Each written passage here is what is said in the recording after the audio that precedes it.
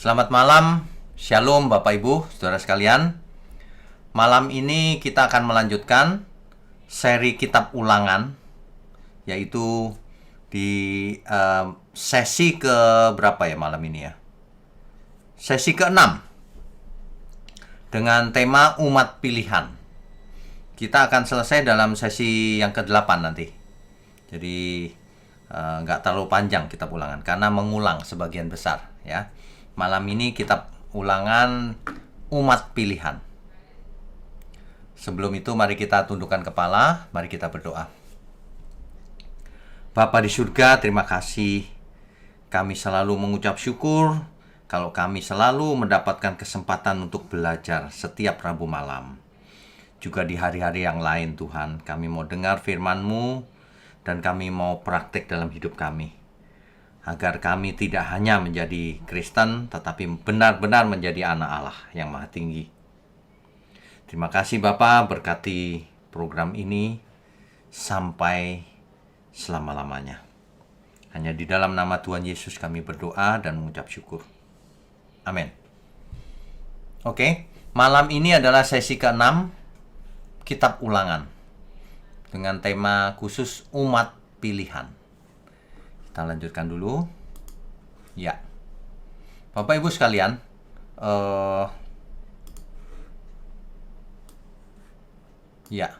kita tahu dari kitab Kejadian, pasalnya yang ke-17, ayatnya yang ke-7. Ada suatu perjanjian yang kekal. Saya bacakan. Aku akan mengadakan perjanjian antara aku dan engkau serta keturunanmu turun-temurun, menjadi perjanjian yang kekal, supaya aku menjadi Allahmu dan Allah keturunanmu. Ini adalah perjanjian antara Allah dan Abraham. Itu kitab Kejadian ya.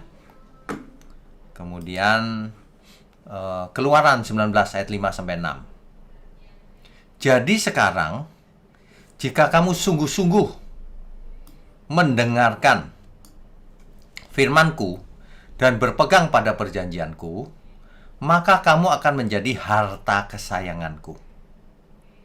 Jadi Israel disebut harta kesayangan Tuhan. Harta kesayanganku sendiri dari antara segala bangsa, sebab akulah yang empunya seluruh bumi. Enak banget ya jadi harta kesayangan Tuhan ya. Ayat 6-nya. Kamu akan menjadi bagiku kerajaan imam dan bangsa yang kudus. Ini yang kemudian di perjanjian baru disebut imamat-imamat yang rajani. Ini asalnya dari sini, Keluaran 19 ayat 6. Kamu akan menjadi bagiku kerajaan imam dan bangsa yang kudus. Inilah semuanya firman yang harus kau katakan kepada orang Israel. Ini perkataan Tuhan kepada Musa supaya disampaikan kepada Israel. Ya. Oke, kita lanjutkan lagi.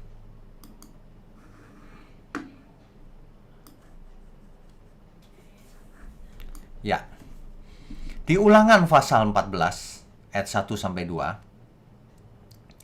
Kamulah anak-anak Tuhan. Jadi Israel disebut anak-anak Tuhan. Tapi Tuhannya huruf besar ya. Anak-anak Tuhan, Allahmu. Janganlah kamu menoreh-noreh dirimu ataupun menggundul rambut di atas dahimu karena kematian seseorang. Sebab engkaulah umat yang kudus bagi Tuhan. Nah, umat Israel disebut umat yang kudus bagi Tuhan, Allahmu. Dan engkau dipilih Tuhan, artinya umat pilihan. Untuk menjadi apa? Umat kesayangannya. Dari antara segala bangsa yang di atas muka bumi. Bayangkan, bangsa-bangsa di muka bumi ini ada banyak. Tapi yang menjadi kesayangan Tuhan, Israel. Umat kesayangan Tuhan. Ya. Oke, kita lanjutkan lagi. Ya. Ulangan pasal 27 ayat 8-10. Selanjutnya haruslah engkau menuliskan pada batu-batu itu segala perkataan hukum Taurat. Ini dengan jelas dan terang. Juga berbicaralah Musa dan imam-imam orang Lewi kepada seluruh orang Israel. Perhatikan baik-baik. Kepada seluruh orang Israel. Ini konteksnya selalu Israel, saudara. Nggak ada konteks di luar Israel kalau kita bicara Taurat. Ya. Nah, diamlah dan dengarlah, hai orang Israel. Pada hari ini engkau telah menjadi umat Tuhan Allahmu. Israel disebut juga umat Tuhan. Tadi disebut anak-anak Tuhan. Ya. Ayat 10.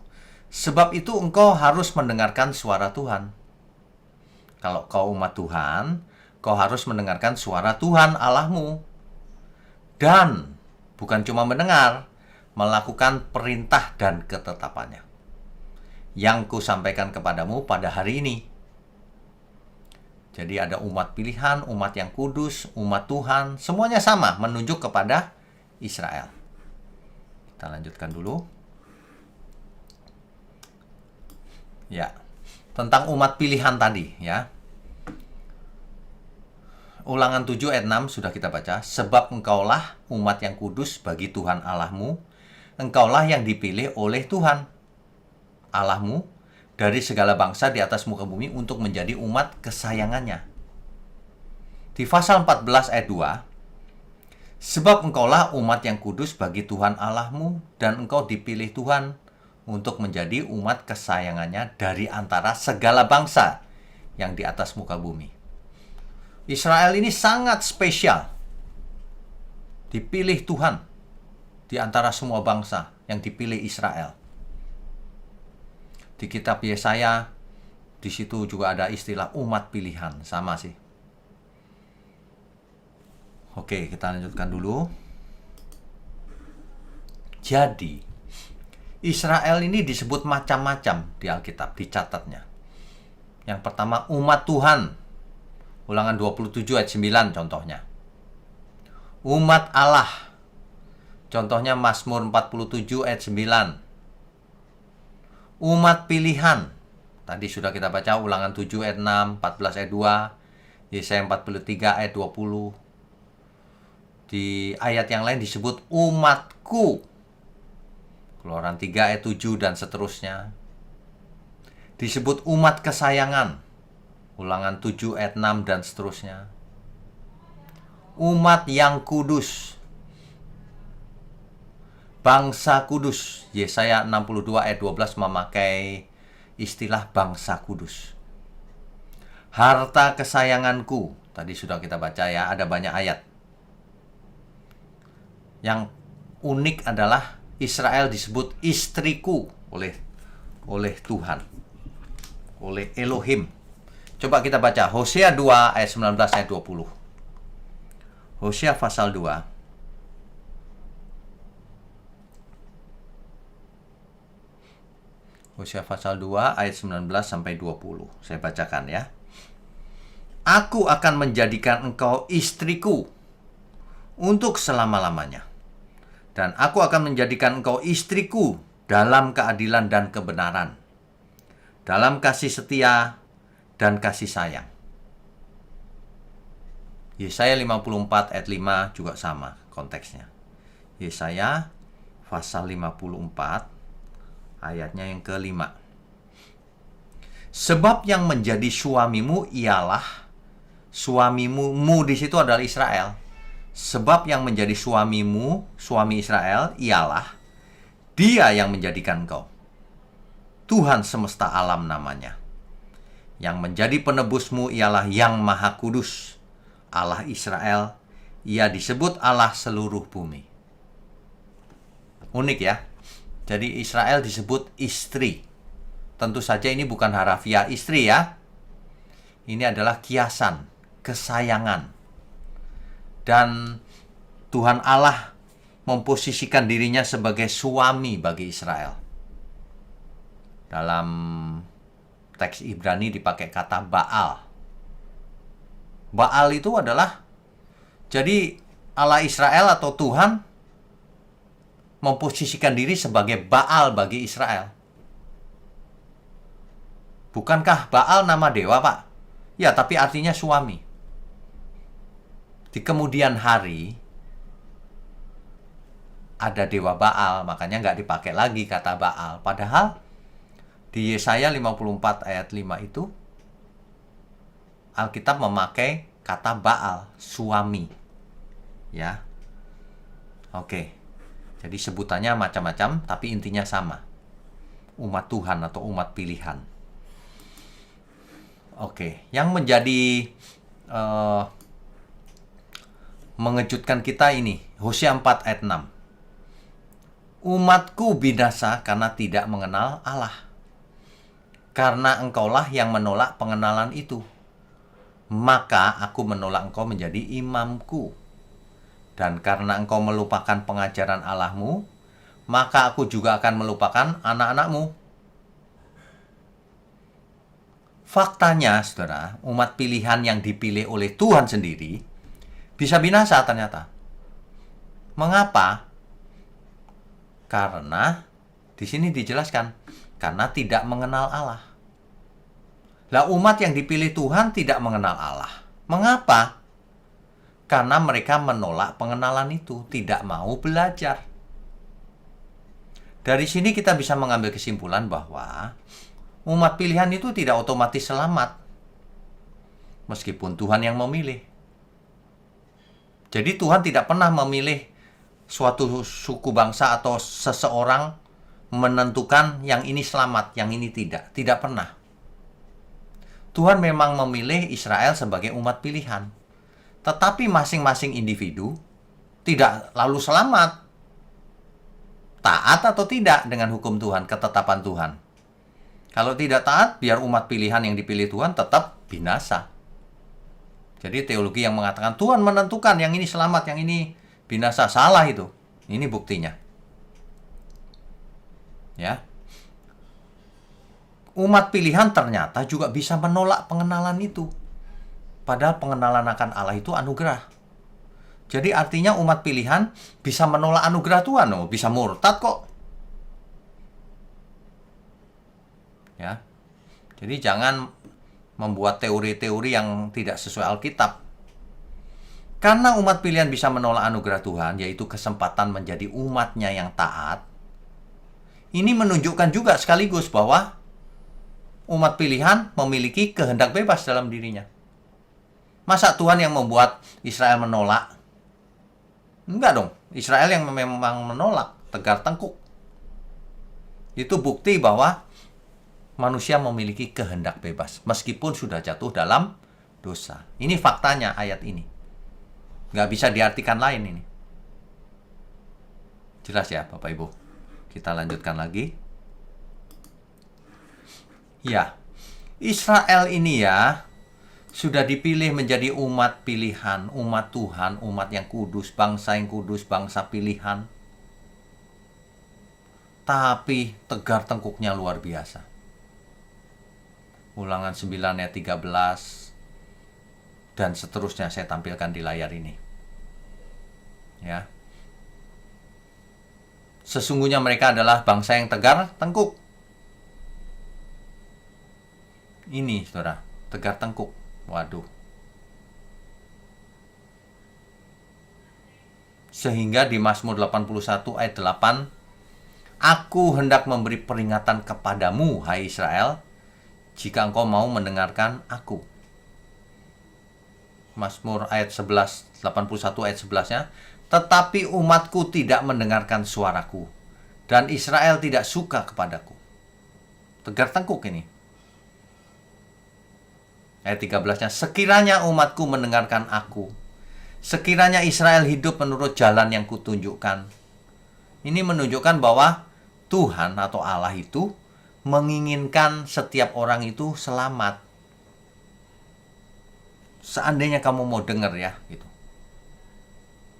Kehendak Tuhan adalah umatnya mendengarkan suaranya dan taat menurut jalan yang ditunjukkan oleh Tuhan. Mestinya begitu. Ya, oke, kita lanjutkan. Pertanyaannya, mengapa Tuhan memilih Israel?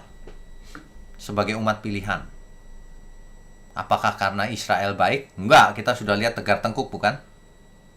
Ini penjelasannya. Ulangan pasal 7 ayat 7-9. Bukan karena lebih banyak jumlahmu, bukan karena jumlahnya lebih banyak dari bangsa manapun juga, bukan. Maka hati Tuhan terpikat olehmu dan memilih kamu. Bukankah kamu ini yang paling kecil dari segala bangsa? Kecil banget loh Israel tuh dibandingkan segala bangsa. Hari ini pun kalau kita lihat negaranya kecil, dikelilingi oleh United Arab, Persatuan Arab. Kecil sekali, ya. Tetapi karena Tuhan mengasihi kamu dan memegang sumpahnya yang telah diikrarkannya kepada nenek moyangmu. Janjinya janjinya Allah kepada siapa? Janjinya Tuhan kepada siapa? Kepada Abraham, Ishak, dan Yakub. Maka Tuhan telah membawa kamu keluar dari tangan yang kuat dan menebus engkau dari rumah perbudakan, dari tangan Fir'aun, Raja Mesir. Jadi Tuhan memilih Israel sebagai umat pilihan bukan karena Israel punya kelebihan, tidak. Israel waktu itu tegar tengkuk. Tapi karena Tuhan mengasihi Israel. Dan Tuhan tidak pernah ingkar janji, karena Tuhan pernah berjanji kepada nenek moyang mereka. Sebab itu haruslah kau ketahui bahwa Tuhan Allahmu, dialah Allah, Allah yang setia, yang memegang perjanjian dan kasih setianya terhadap orang yang kasih kepadanya dan berpegang pada perintahnya sampai kepada beribu-ribu keturunan. Jadi Tuhan itu sangat setia. Ya, bukan karena Israel baik, bukan. Ya, lalu bagaimana pertanyaannya dengan bangsa-bangsa lain?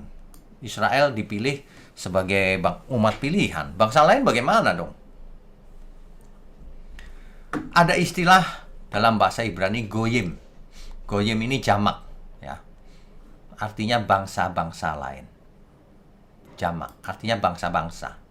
Konteksnya di sini adalah bangsa lain selain Israel. Kalau lihat kamus, goyim itu ya bangsa-bangsa, harusnya termasuk Israel.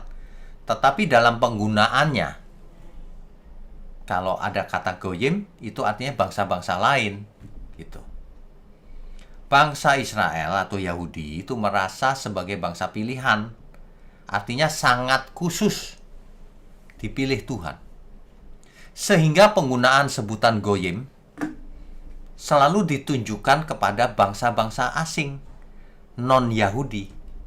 Itu disebut goyim. Yang tidak mengenal Allahnya Abraham, Ishak, dan Yakub. Jadi bangsa kafir. Jadi istilah goyim itu sebenarnya menghina sebenarnya. Dia itu goyim gitu. Itu sama dengan berkata dia itu kafir. Tidak kenal Allah kita, Allah Abraham, Ishak, dan Yakub. Itu artinya kafir. Goyim itu Gentile, non-Yahudi. Tapi maksudnya kalau orang bicara begitu maksudnya itu kafir, ya. Jadi praktek membedakan Yahudi dan non-Yahudi ini yang disebut goyim, Gentile, kafir, kemudian berubah setelah zaman gereja. Sehingga keduanya, baik Yahudi maupun non-Yahudi, menjadi satu wadah, yaitu di dalam Kristus. Ini yang luar biasa. Sebab kalau kita hidup di perjanjian lama, kita semua adalah goyim. Kita semua orang kafir, Bapak Ibu, saudara sekalian. Di mata orang Yahudi perjanjian lama. Nggak mendapat bagian dalam perjanjian dengan Allah. Yang mendapat bagian adalah Abraham dan keturunannya. Artinya yang bukan goyim saja. Nah, ini kalau perjanjian lama, ya. Kita lanjutkan dulu. Di Efesus 2 ayat 11-22 dijelaskan begini. Mungkin harus dibaca ya, biar jelas. Efesus pasalnya yang kedua, ayat 11-22. Oh, panjang sekali. Tapi intinya begini.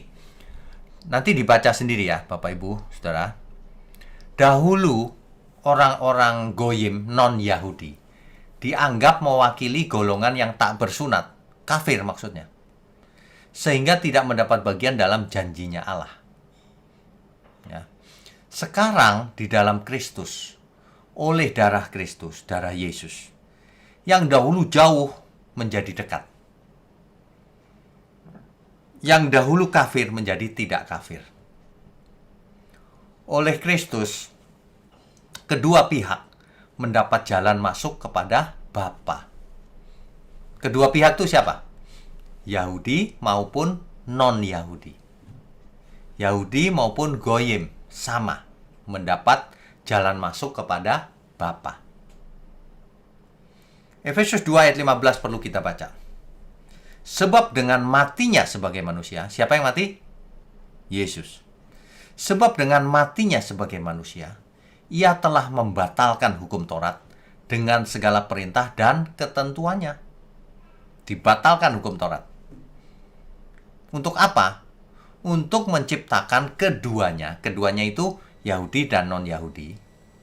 Menjadi satu manusia baru di dalam dirinya. Tidak dibedakan lagi Yahudi non-Yahudi. Dan dengan itu mengadakan damai sejahtera. Ya.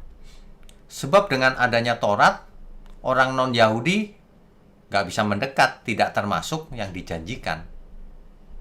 Dengan matinya Tuhan Yesus di kayu salib sebagai manusia, aturan Taurat itu batal. Gak ada begitu.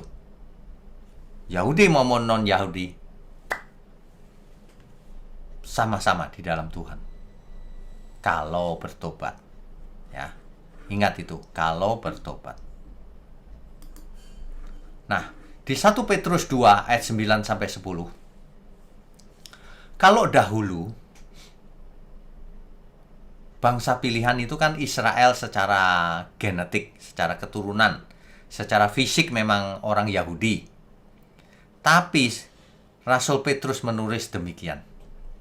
Tetapi kamulah bangsa yang terpilih, imamat yang rajani, bangsa yang kudus, umat kepunyaan Allah sendiri, supaya kamu memberitakan perbuatan-perbuatan yang besar dari Dia, yang telah memanggil kamu keluar dari kegelapan kepada terangnya yang ajaib. Jadi bangsa pilihan, bangsa yang kudus itu harus keluar dari kegelapan kepada terangnya yang ajaib, menjadi garam dan terang. Ayat 10-nya. Kamu yang dahulu bukan umat Allah. Ini Goyim nih maksudnya. Tetapi yang sekarang telah menjadi umatnya. Rupanya Goyim sudah menjadi umat Tuhan. Yang dikata-katain kafir zaman dulu itu menjadi umat Tuhan di Perjanjian Baru. Bisa menjadi umat Tuhan. Ya. Yang dahulu tidak dikasihani, tetapi yang sekarang telah beroleh belas kasihan. Nah, umat Allah dalam konteks ini adalah orang percaya, bukan orang Israel secara fisik di Perjanjian Lama saja. Tapi dalam kasus ini, 1 Petrus 2 ini, Bapak Ibu bisa baca dari ayat 1 sampai 10, nanti menangkap tuh konteks yang benar.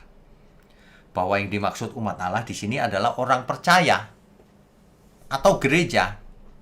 Sebab gereja itu adalah orang percaya, bukan hanya gedungnya. Jika kita baca konteks dekatnya, ayat 1 sampai 10, maka kita tahu bahwa ini tentang Yesus Kristus. Yang menjadi batu penjuru, batu yang hidup. Nanti dibaca deh. Dari ayat 1 sampai ayat 10. Jadi kalau zaman dulu Perjanjian Lama itu umat Allah atau umat pilihan itu hanya Israel. Bangsa Israel secara fisik. Nah, sekarang yang dimaksud umat Allah itu bukan hanya bangsa Israel, tetapi termasuk Goyim. Termasuk seluruh manusia di seluruh bumi. Kalau bertobat. Ya. Oke, kita lanjutkan lagi. Ya. Umat pilihan yang baru itu, yang Perjanjian Baru ini, Roma 9 ayat 24 sampai 26. Yaitu kita yang telah dipanggilnya bukan hanya dari antara orang Yahudi. Jelas ya? Tetapi juga dari antara bangsa-bangsa lain.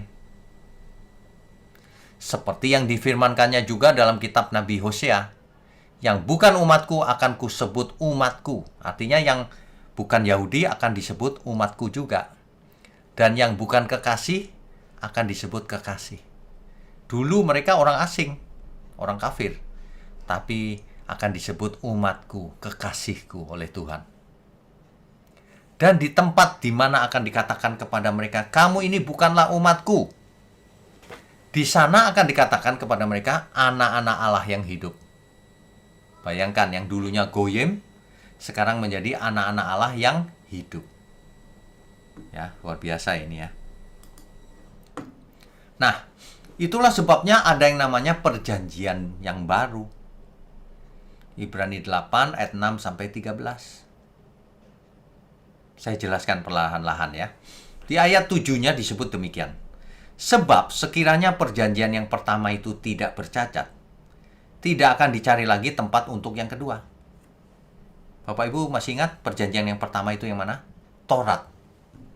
Yang terjadinya di Gunung Sinai. Nah, itu tidak sempurna Taurat itu. Makanya ada perjanjian yang baru, yang kedua. Yang mana itu? Di kayu salib. Inilah darahku menjadi perjanjian antara engkau dan aku. Kan begitu ya.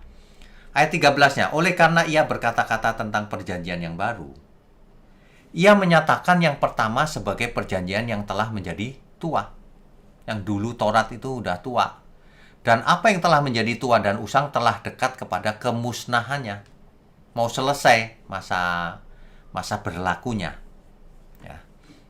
Ayat 8-nya begini. Sebab ia menegur mereka ketika ia berkata, sesungguhnya akan datang waktunya. Demikianlah firman Tuhan. Aku akan mengadakan perjanjian baru dengan kaum Israel dan dengan kaum Yehuda. Coba.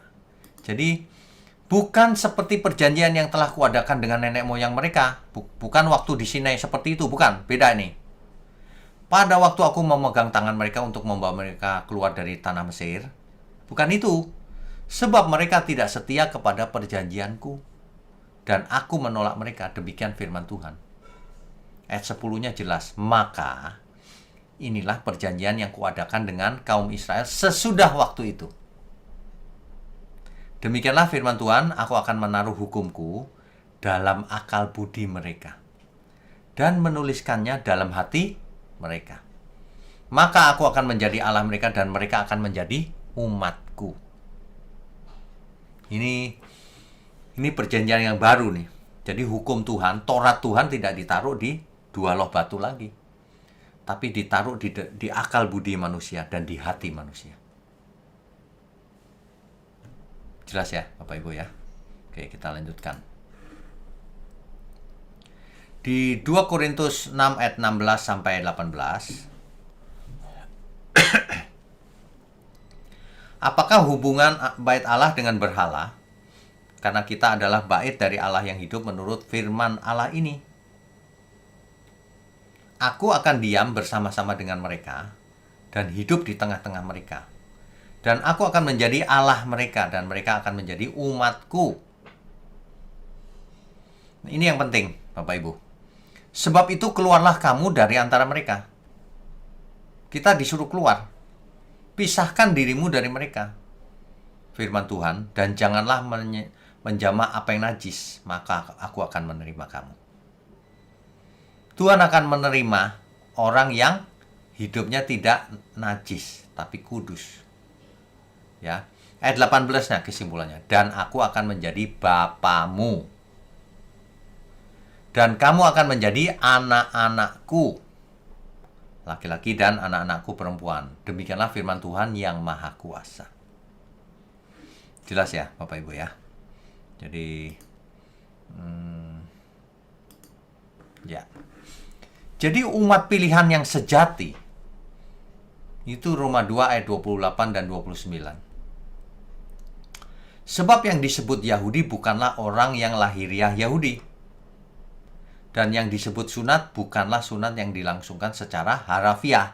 Bukan itu lagi yang benar. Itu hanya bayangan. Yang sebenarnya umat pilihan itu bukan yang lahiriah Yahudi, bukan yang sunatnya fisik. Tapi yang bagaimana? Ayat 29-nya. Tetapi orang Yahudi sejati ialah dia yang tidak nampak keyahudiannya. Dan sunat ialah sunat di dalam hati, yaitu secara rohani, bukan secara hurufiah. Maka pujian baginya datang bukan dari manusia, melainkan dari Allah. Jadi kita sekarang menjadi umat pilihan. Meskipun secara lahiriah kita bukan orang Yahudi, tapi kita dianggap Yahudi atau Israel. Yahudi rohani atau Israel rohani. Luar biasa ya, yang dulu dianggap kafir, goyim, dibuka pintu agar kita menjadi anak-anak Allah, anak-anak Tuhan, umat pilihan, bangsa pilihan, orang pilihan. Begitu ya. Oke, kita lanjutkan lagi. Ya. Siapakah anak-anak Abraham? Kalau orang Yahudi berkata, aku anak Abraham. Secara genetik tuh. Tapi yang dimaksud istilah anak-anak Abraham, yaitu ini. Jadi kamu lihat bahwa mereka yang hidup dari iman, mereka itulah anak-anak Abraham. Galatia 3 ayat 7. Ayat 14. Yesus Kristus telah membuat ini, supaya di dalam dia berkat Abraham sampai kepada bangsa-bangsa lain. Nah itu dia, bangsa-bangsa lain, goyim. Ya, bukan non-Israel yang gak kenal Allah Abraham, Ishak, dan Yakub, kafir. Sehingga oleh iman kita menerima roh yang telah dijanjikan itu. Ya, karena Tuhan Yesus mati di kayu salib, maka berkat Abraham sampai kepada bangsa lain yang dulunya dianggap kafir. Sehingga oleh iman kita semua menerima roh yang telah dijanjikan itu.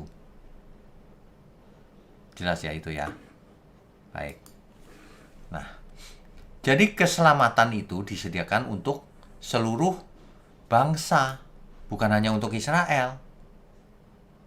Di Roma 1 ayat 16, sebab aku mempunyai keyakinan yang kokoh dalam Injil. Karena Injil adalah kekuatan Allah yang menyelamatkan setiap orang yang percaya. Setiap orang yang percaya. Pertama-tama orang Yahudi, tetapi juga orang Yunani. Dan berikutnya sampai ke ujung bumi, kan begitu. Artinya keselamatan untuk seluruh bangsa di muka bumi ini. Roma 10 ayat 12, sebab tidak ada perbedaan antara orang Yahudi dan orang Yunani. Karena Allah yang satu itu adalah Tuhan dari semua orang, kaya bagi semua orang yang berseru kepadanya. Ingat, ada kondisi yang berseru kepadanya. Kalau yang nggak berseru, ya nggak dianggap sama Tuhan. Amin ya. Oke.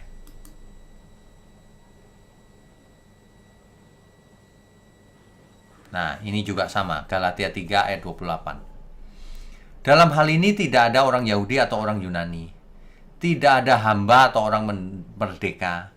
Tidak ada laki-laki atau perempuan. Karena kamu semua adalah satu di dalam Kristus Yesus. Artinya tidak ada perbedaan. Nggak didiskriminasi. Ya. Dalam hal ini, tiada lagi orang Yunani atau orang Yahudi. Orang bersunat atau orang tak bersunat. Orang barbar atau orang Sikit. Budak atau orang merdeka. Tetapi Kristus adalah semua. Dan di dalam segala sesuatu. Tuntas ini. Pekerjaan Tuhan itu tuntas. Nah, Tuhan sendiri mengajarkan demikian dalam Matius 5 ayat 22. Tetapi aku berkata kepadamu. Mungkin dibaca dari ayat 21 ya sebelumnya, biar konteksnya bisa didapat ya. Matius 5 ayat 21-nya. Kamu telah mendengar yang difirmankan kepada nenek moyang kita, jangan membunuh. Siapa yang membunuh harus dihukum. Jelas ini. Ya. Matius Tuhan bicara bahwa kamu kan tahu hukum siapa membunuh, dia dibunuh hukumannya. Nah, ayat 22-nya ini, tetapi aku berkata kepadamu. Aku di situ Yesus. Tetapi Tuhan Yesus berkata kepadamu, setiap orang yang marah terhadap saudaranya harus dihukum. Gak usah membunuh, marah aja harus dihukum. Siapa yang berkata kepada saudaranya kafir, harus dihadapkan ke mahkamah agama.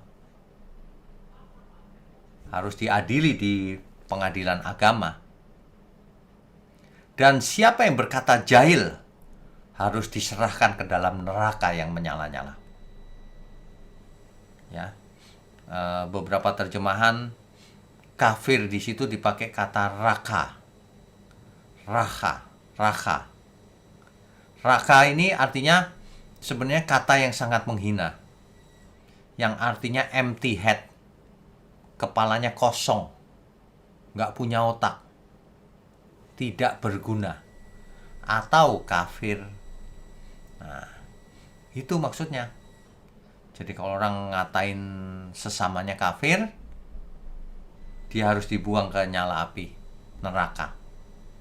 Ya. Ngatain jahil, ngatain bodoh, ngatain itu, waduh. Itu harus dibuang ke neraka.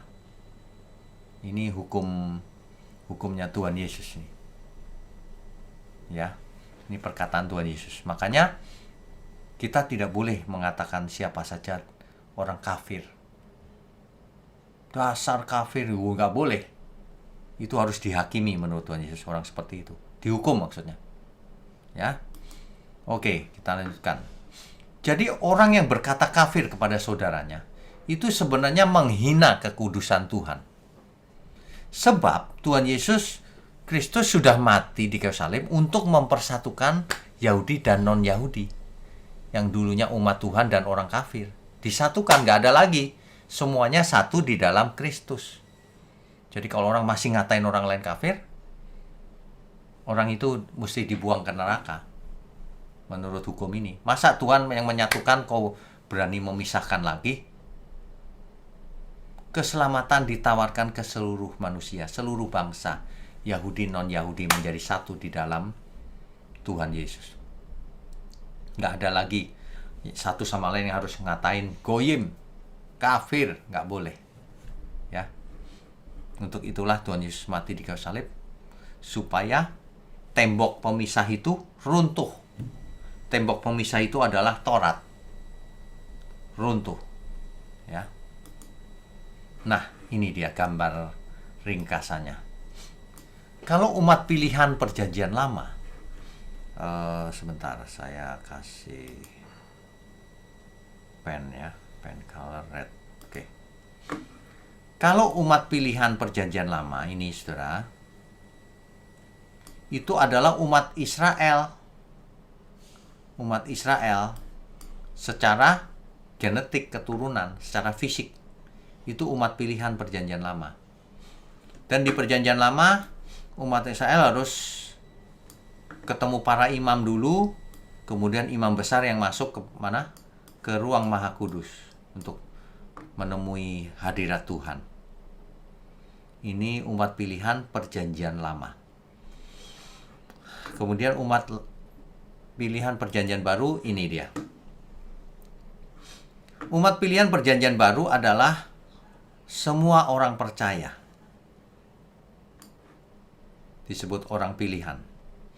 Yaitu baik Israel maupun non-Israel. Tidak peduli siapapun, bangsa apapun, asal dia percaya. Itu orang pilihan namanya. Ya. Orang pilihan menjadi imam-imam dalam kerajaan. Imamat-imamat yang rajani. Beda. Jadi dalam umat pilihan perjanjian baru tidak memerlukan imam biasa lagi. Tapi memiliki imam besar satu-satunya, yaitu Tuhan Yesus Kristus. Satu-satunya pengantara antara manusia dan Allah Bapa. Kan begitu. Ini jelas banget nih, umat pilihan. Ya. Rabu depan kita akan membahas topik persepuluhan dan hukum Taurat. Ini sangat menarik karena semua orang Kalau dengar kata persepuluhan, sensitif. Kita akan bongkar secara lengkap.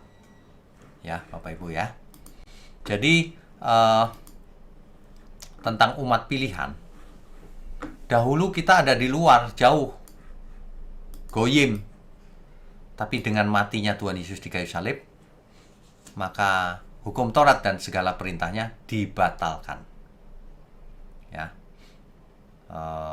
Artinya, dulu Taurat menghalangi non-Yahudi mendekat kepada Tuhan. Sekarang Taurat temboknya runtuh. Jadi Yahudi maupun non-Yahudi sama-sama di dalam Tuhan. Sama-sama umat pilihan. Hari ini kita menjadi umat pilihan. Karena kita percaya dan kita mendengar Injil yang benar. Itu umat pilihan artinya. Apakah otomatis selamat? Nanti dulu. Murtad lagi atau tidak? Sebab umat pilihan bisa murtad lagi, dicatat di Alkitab. Jangan sampai hanya menjadi Kristen, tapi tidak melakukan kehendak Tuhan. Tidak hidup kudus. Itu bukan umat pilihan namanya. Jadi umat pilihan bukan otomatis selamat. Umat pilihan harus mengerjakan tugas yang diberikan Tuhan kepada umat pilihan kita semua. Di kitab Roma jelas sekali bahwa kita semua itu orang berhutang. Roma pasalnya yang ke-8 ayatnya yang ke-12. Saya bacakan ya Bapak Ibu ya. Jadi Tuhan Yesus sudah mati di kayu salib, sudah bangkit ya. Kitab Roma ini menjelaskan demikian. Jadi saudara-saudara, kita adalah orang berhutang, tetapi bukan kepada daging supaya hidup menurut daging. Hutang supaya kita hidup menurut roh. Sebab barang siapa dipimpin oleh roh Allah, ia adalah anak-anak Allah. Ini sejalan dengan Yohanes 1 ayat 12. Barang siapa menerimanya diberi kuasa supaya menjadi anak-anak Allah. Amin ya.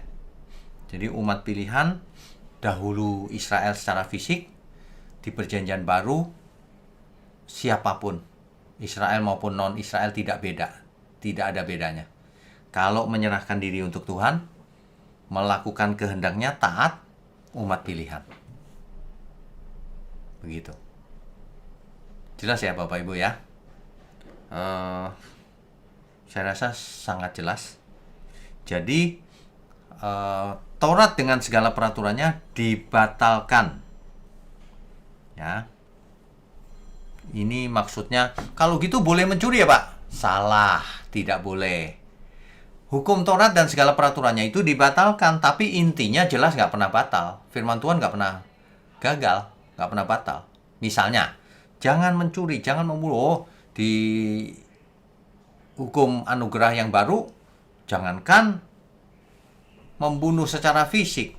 Kau ngatain orang lain kafir saja, kau benci orang lain, kau sudah seorang pembunuh. Lebih sempurna hukum yang baru. Hukum kasih karunia dan kebenaran di dalam Tuhan Yesus. Begitu ya. Ada orang yang ngotot, Taurat nggak dibatalkan Pak. Oke, baik. Intinya memang tidak. Disempurnakan tapi di dalam Kristus. Tapi banyak yang dibatalkan di Taurat. Misalnya, hukum sunat fisik nggak perlu lagi. Yang penting sunat hati. Kan begitu kan? Ada banyak yang dibatalkan. Korban bakaran batal, udah nggak perlu, sudah selesai masanya. Makanya Taurat itu dibatalkan, Taurat itu diberikan hanya untuk sementara. Menunggu yang dijanjikan itu datang. Taurat hanya untuk sementara. Ya. Jadi begitu. Oke, kita lanjutkan dengan diskusi dan tanya jawab. Mari, co-host silakan. Oke, terima kasih Pak Wignyo atas pemberitaan firman-Nya yang sangat memberkati. Baik Bapak Ibu, sebentar kita akan masuk kepada sesi tanya jawab. Bagi Bapak Ibu yang ingin bertanya, silakan aktifkan kameranya dan aktifkan icon raise hand-nya. Oke, selanjutnya ada Ibu Vena. Silakan Bu. Ya, selamat malam Pak Wigno. Selamat malam. Ini saya baru baca nih di satu bimbingan baca Alkitab bahwa orang Yahudi sendiri itu sebagian besar tidak percaya apalagi menerima Yesus sebagai Tuhan dan Mesias. Dia menganggap bahwa Tuhan Yesus itu adalah sesat. Dan tidak ada Bu, orang Yahudi yang mau pindah ke Kristen. Terus pertanyaannya, bagaimana dengan orang Yahudi sekarang, Pak? Apakah mereka jadi termasuk goyim? Oke, baik. Jadi kalau kita bicara orang Yahudi sekarang, itu macam-macam, Bu. Ada yang sekuler, tidak religius, ada. Tapi ada yang masih ortodoks, yang masih religius, memegang Taurat, tapi tidak percaya dengan Alkitab Perjanjian Baru, sehingga tidak percaya Tuhan Yesus. Tapi sebagian lagi sudah percaya. Mesianik itu percaya Tuhan Yesus. Jadi tergantung individunya, Bu. Tidak bisa dikatakan seluruh Israel, nggak bisa, masing-masing. Ya, begitu, Bu.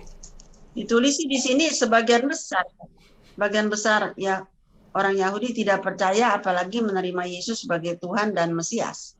Ya, itu dibuat tahun Jadi berapa, Bu? nih. Buku itu Baru? dibuat tahun berapa? Sekarang. Loh, sekarang 9 kapan? Maret 22. Tahun 22. Dicetaknya mungkin, Bu, tapi yang nulis sudah lama. Ya. Kalau ngomong sebagian besar itu nggak boleh, Bu. Berapa persen? Sudah survei belum? Gitu. Ya, tulis sih. Ya, nah makanya. Tapi nggak penting, Bu. Yang penting adalah begini. Siapapun, bangsa apapun, kalau dia mau bertobat, menerima Tuhan Yesus, ya dia di dalam Tuhan. Begitu. Sederhana saja. Nggak Ya. seperti dulu Kalau zamannya Taurat. Kalau zamannya Yahudi Taurat sendiri di nggak luar percaya, Yahudi jadi goyim. nggak dianggap, Bu. Ya. Begitu, Bu. Baik. Masih pegang Taurat, Pak. Bagaimana? Ya. Lalu? Orang Yahudi katanya sebagian besar masih pegang Taurat. Oh iya dong, benar. Kan saya tahu sudah jelaskan tadi. Enggak percaya sama. Iya, jadi Sebagian mereka tuh besar sebetulnya nggak tahu berapa persen. jadi anak-anak Allah enggak? Mas, nggak ditulis sih, cuma dia bilang sebagian besar. Iya. Ya udah nggak apa-apa. Yang penting kita tahu bahwa orang di luar Yahudi pun sudah bisa menjadi umat pilihan dengan matinya Tuhan Yesus. Ya udah selesai. Gitu. Kita nggak usah urusin orang lain. Kita Ya. sampaikan firman Tuhan. Kalau orang nggak Jangan percaya urusin ya orang sudah. Yahudi. Oke, Ya. Tuhan berkati, Bu. Ya, Oke, berikutnya. makasih Pak. Ya, Oke, selanjutnya kita lanjutkan dengan Bapak Hari ya Pak. silakan. Silakan Pak. Iya, maaf tadi keputus. Tadi putus ya, ya. Iya, iya. Mau nanya Pak, setelah digenapnya nubuatan tentang Mesias, Tuhan Yesus sudah mati di atas kayu salib. Setelah itu nubuatan-nubuatan untuk akhir zaman sampai langit baru, bumi baru itu berarti berlakunya bukan untuk umat Israel secara eksklusif ya. Oh enggak, Untuk semua umat Tuhan yang percaya Tuhan betul. Yesus ya. Semuanya, Pak. Betul. Halo. Ya, betul, Pak. Semuanya. Ya. Apakah ada apakah masih ada nubuatan khusus untuk Hilang lagi. Ya sudah, lanjut. Oke, selanjutnya ada Bapak Payaman. Silakan Pak Payaman. Silakan, Pak. Shalom Pak, Shalom. ini mohon maaf karena saya baru pertama ini ikut Pak langsung. Bapak di kota mana, Pak? Di Samarinda, Kalimantan Timur, Oh, Pak. Samarinda. Oke. Silakan, Pak. Makasih, Pak. Gini, Pak. Jadi, kita umat percaya menunggu kedatangan Yesus yang kedua kali. Ya. Sementara Yahudi, kalau datang Tuhan Yesus yang kedua kali, berarti bagi mereka datang yang pertama. Karena sampai sekarang mereka menunggu Mesias. Yang Ya. pertanyaan saya, Pak, kira-kira sampai Tuhan Yesus datang kedua kali, Yudaisme tetap bertahan, tidak akan percaya, tidak akan berbalik. Bagaimana kira-kira analisa teologi, coba? Makasih. Oke, baik, baik. Menurut saya ya, Pak, Yudaisme tidak mungkin punah. Tetap ada. Cuma jumlah pengikutnya Ya.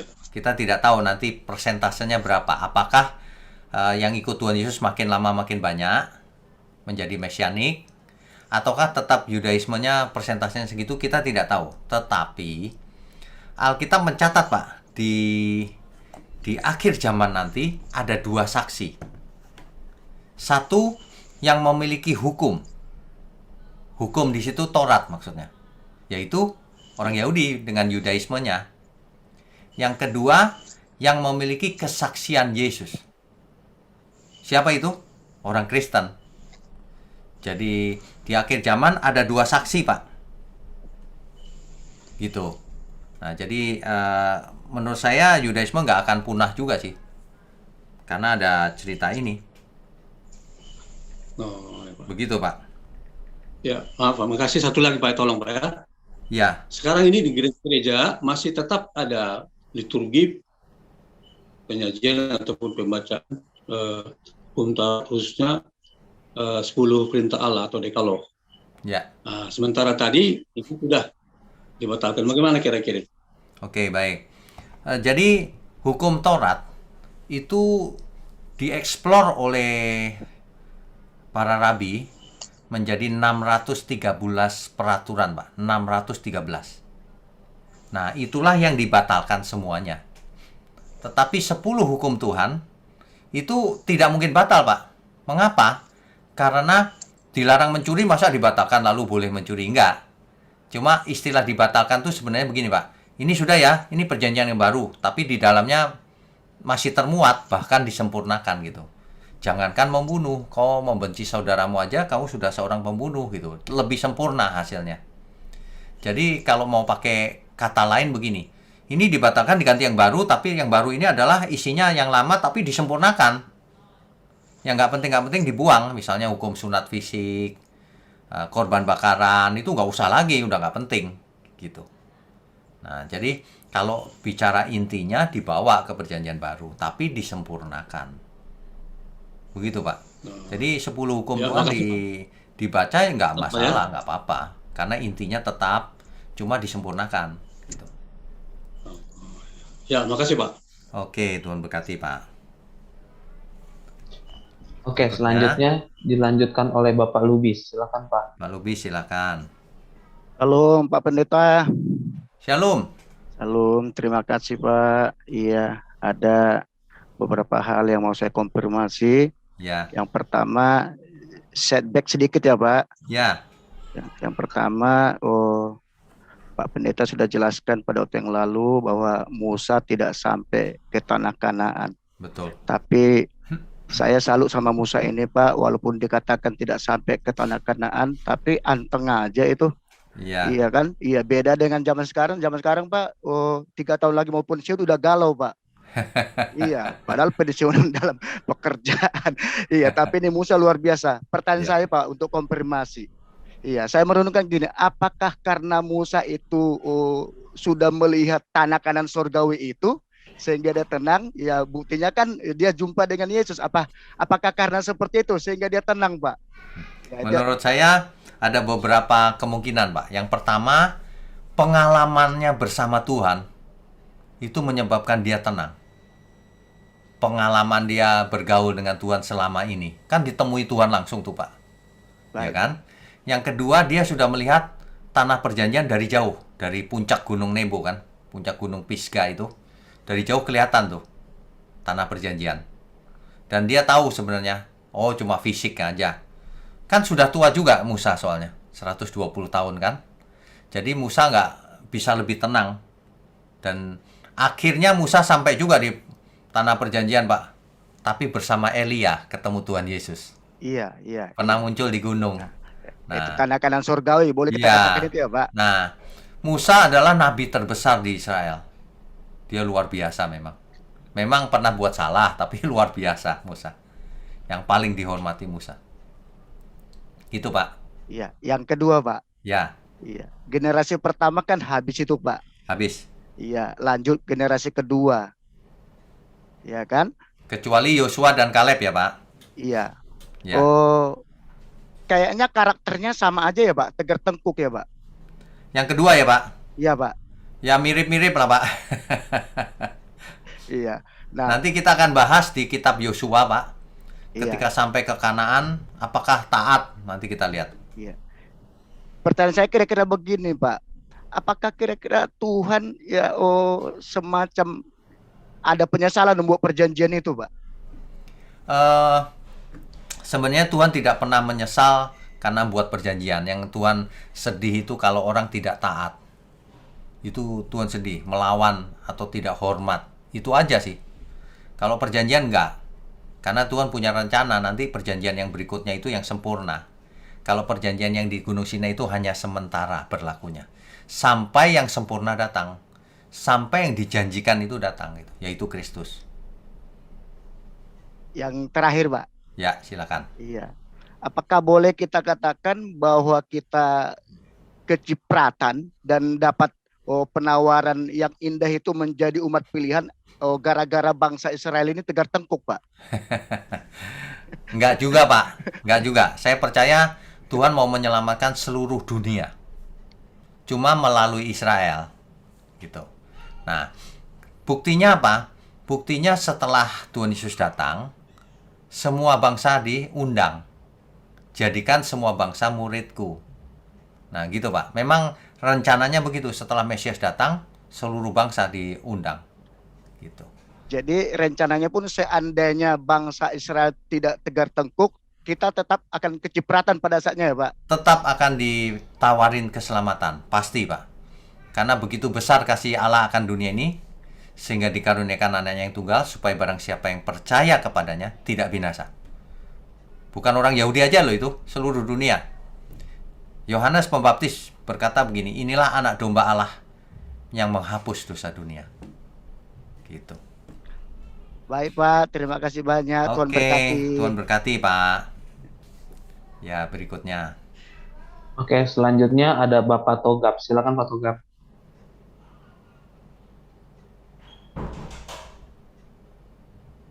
Halo Pak Wignyo. Ya, silakan, Pak. Iya, terima kasih Pak untuk kesempatannya. Ya. Saya sangat bersyukur dengan Tuhan Yesus sudah punya rencana agung pembatalan hukum Taurat. Kebayang nggak ya, mata ganti mata, tangan ganti tangan Ya. kalau terjadi kesalahan. Jadi di bumi ini nanti kebanyakan ada orang puntung tangan dan sebagainya dan buta. Tapi kasih Tuhan Yesus besar, sehingga hukum kasih jadi yang tertinggi. Pak, tentang kitab Ibrani, Pak Wignyo, Ya. boleh tahukah Pak menurut para ahli sejarah Alkitab, apakah kitab Ibrani ini ditulis oleh Rasul Paulus atau siapa? Karena dalam kitab Ibrani tidak ada tertulis surat dari Paulus. Baik. Dan kira-kira tahun berapa ya Pak kalau kisaran menurut sejarah? Makasih Pak Wignyo, Tuhan Yesus berkati. Oke, baik. Jelas. Jadi, kitab Ibrani ini kalau kita perhatikan tata bahasa Yunaninya, itu canggih sekali, Pak. Tingkat tinggi. Nah, tingkat tinggi ini siapa yang menulis? Tidak tertulis. Jadi, kita hanya bisa menduga-duga saja. Mungkin Rasul Paulus, kemungkinan besar. Mengapa? Karena tingkat tinggi grammar Yunaninya itu, tata bahasanya. Nah, selain Paulus siapa lagi? Tidak tahu. Kemungkinan besar Paulus. Tapi ya kita nggak berani memastikan karena nggak tertulis kan. Gitu, Pak. Kalau Itu kisaran soal. tahun pembuatannya Pak dari kitab gulungan mungkin Pak ada penemuan nggak Pak? Tahun pembuatan juga kurang jelas tuh, Pak. Itu hanya dugaan-dugaan tuh. Baik Pak. Itu baik, hanya dugaan. baik. Hanya Tapi kalau konfirmasi. kita baca isinya itu luar biasa sih memang, Pak. Iya, luar biasa Pak. Mm-mm. Ya, Baik Pak. Terima Oke. kasih Pak Inyo, Tuhan berkati Pak. Tuhan berkati, Pak. Silakan Pak Joko. Silakan Pak Joko. Ya, salam, selamat malam Pak. Shalom, selamat malam. Ini menarik sekali nih Pak, pengajarannya dalam sekali Pak. Karena saya jujur belajar dari internet. Jadi perjanjian itu dari awal Bapak bilang menyinggung tentang perjanjian, dalam Kejadian 17 ayat 7, itu Ya. perjanjian itu sebuah yang kekal gitu Pak. Ya, Jadi di situ kalau saya pernah belajar juga, dalam perjanjian ada matre. Nah, Ya. matrenya waktu itu darah gitu ya, perjanjian dalam Taurat. Nah, benar. kemudian Bapak tadi menyinggung bahwa ada perjanjian baru. Nah, itu darah Kristus. Artinya isi perjanjiannya tetap gitu loh. Nah, itu isi perjanjian ini saya belajar, Tuhan tuh ngajar kayak anak TK, SD, SMP, SMA, Nah. sampai saya mengerti banget gitu loh Pak. Oh, ternyata asik belajar sama Tuhan tuh asik banget gitu loh. Benar Jadi dia sekali, Pak. darah, terus perjanjian yang terakhir itu matrenya, itu kan kalau akad jual beli itu ada matrenya, Ya. itu matrenya diperbaiki gitu loh. Artinya Ya. darah Yesus lah yang tercurah. Nah, itulah. Nah, Benar. saya sangat menarik banget gitu loh. Oh, ternyata dibutuhkan apa namanya ketekunan, dibutuhkan belajar dan belajar. Ternyata Tuhan teh banyak makna-makna yang kalau kita belajar sudah merasa puas, kayaknya saya kadang-kadang mengulang pengajaran Bapak dari suatu kejadian itu aja, saya ulang lagi aja dapat sesuatu yang baru lagi. Ya. Karena basic awalnya itu dari situ Pak.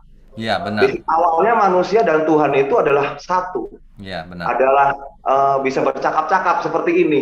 Benar. Nah, itu satu kebahagiaan ternyata gitu loh. Betul.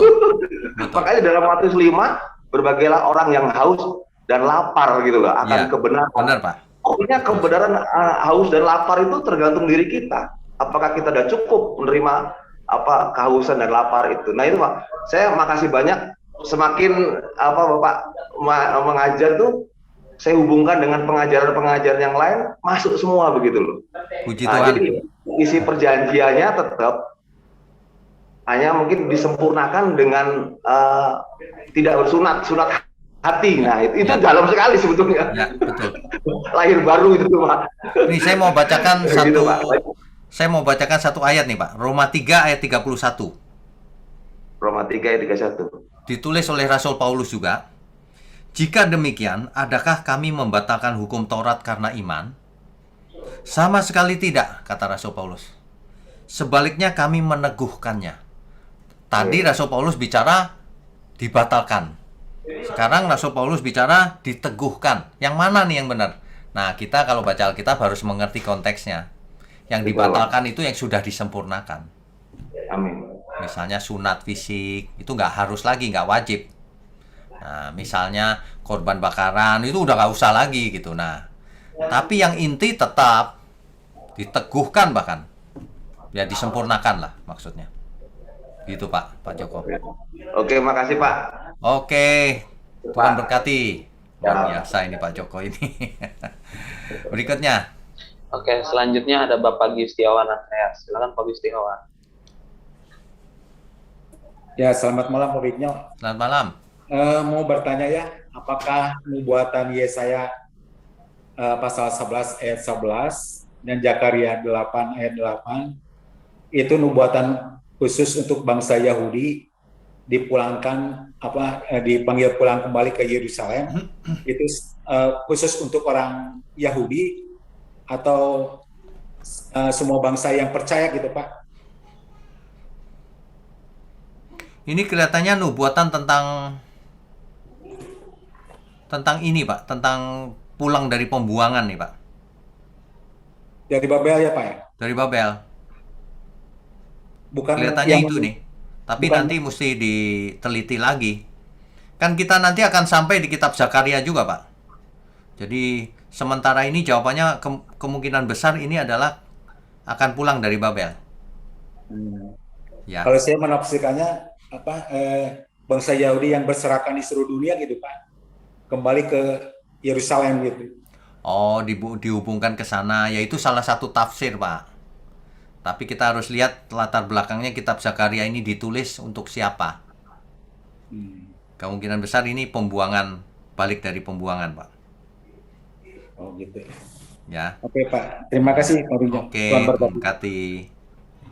Berikutnya, Oke, Ibu selanjutnya Meme, ada Ibu Meme. Silakan Bu Meme. silakan. Apakah misi Allah, Bapak, memilih bangsa Israel sebagai umat pilihan? Saya mau tanya aja ya Pak, atau ini betul jawaban saya. Apakah karena juga sebagai Tuhan Allah Bapak kita Yesus, apakah karena Yesus Kristus maka Allah memilih bangsa Israel ya Pak? Oh, oke, baik. Jadi sebenarnya